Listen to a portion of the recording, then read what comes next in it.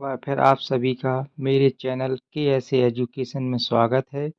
कक्षा 10वीं अर्धवार्षिक परीक्षा 2025-26 सामाजिक विज्ञान के पेपर को हल करेंगे। आइए इसमें पहला प्रश्न देखते हैं। सही विकल्प चुनकर लिखिए। मृदा के कटाव व उसके बहाव की प्रक्रिया को क्या कहा जाता है? इसको कहा जाता है, क्या कहा जाता है इसको? मृदा अपरदन। इसको कहा जाता है मृदा अपरदन। हीराकुंड नदी परियोजना का निर्माण किया गया है, तो ये किया गया है महानदी बेसिन पर। तीसरा है, चाय की खेती का उदाहरण है। चाय की खेती का उदाहरण है रोपण कृषि। क्या है? रोपण कृषि। इस युद्ध को आधुनिक औद्योगिक युद्ध के नाम से जाना जाता है। तो किसको जाना जाता है? प्रथम विश्व युद्ध को। श्रीलंका स्वतंत्र राष्ट्र बना, ये बना था 1948 में। तृतीयक क्षेत्रक का उदाहरण नहीं है, तो ये वानिकी नहीं है। अगला, खालिस्तान। भारत में खालिस्तान स्थानीय समुदायों की भूमिका के महत्व को उजागर करता है। कौन करता है उजागर? संयुक्त वन प्रबंधन कार्यक्रम। भोपाल झील सबसे बड़ी खालिस्तान झीलों में से एक है, तो कृत्रिम झील। वीना संधि पर वर्ष खालिस्तान में हस्ताक्षर किए गए, ये कब किए गए? 1815 में।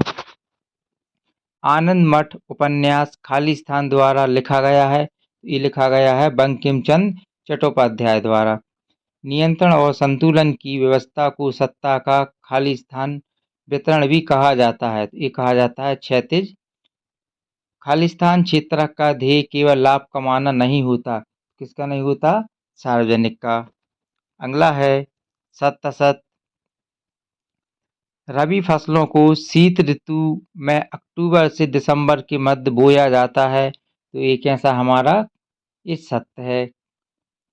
फ्रांसीसी क्रांति के दौरान कलाकारों ने स्वतंत्रता, न्याय और गणतंत्र जैसे विचारों को व्यक्त करने के लिए नारी रूपक का प्रयोग किया, तो ये कैसा है? सत्य है। भारतीय अनुबंधित श्रमिकों को मुख्य रूप से ऑस्ट्रेलियाई द्वीप समूह ले जाया जाता था, तो ये कैसा है हमारा? असत्य है। चौथा है, किसी देश की कुल आय को प्रति व्यक्ति आय भी कहा जाता है, ये भी हमारा असत्य है। बहुराष्ट्रीय कंपनियों द्वारा किए गए निवेश को विदेशी निवेश कहते हैं, ये सत्य है। विश्व व्यापार संगठन WTO विकासशील देशों की पहल पर शुरू किया गया संगठन है, तो ये हमारा असत्य है। अगला है हमारा सही जोड़ी। राष्ट्रीय वन नीति, इसको मिला देंगे हम 1952 से। काली मृदा को मिला देंगे रेगर मृदा से। मेयर को मिला देंगे नगर निगम से। प्रतिरक्षा, बैंकिंग व संचार, ये हमारे संघ सूची के विषय हैं। सहकारी समितियां, ऋण का औपचारिक स्रोत। और मुद्रा को हम मिला देंगे विनिमय का माध्यम। अगला क्वेश्चन है हमारा एक शब्द में उत्तर। बांधों को आधुनिक भारत का मंदिर किसने कहा? तो ये कहा है पंडित जवाहरलाल नेहरू ने। विनोबा भावे द्वारा शुरू किए गए किस आंदोलन को रक्तहीन क्रांति भी कहा जाता है? तो भूदान ग्रामदान आंदोलन को। फ्रैंकफर्ट संसद किस चर्च में आयोजित की गई थी? तो ये की गई थी सेंट पॉल चर्च में। ग्रामीण इलाकों से निकलकर लोगों का शहरों में बसने की प्रक्रिया को क्या कहा जाता है? इस शहरीकरण कहा जाता है।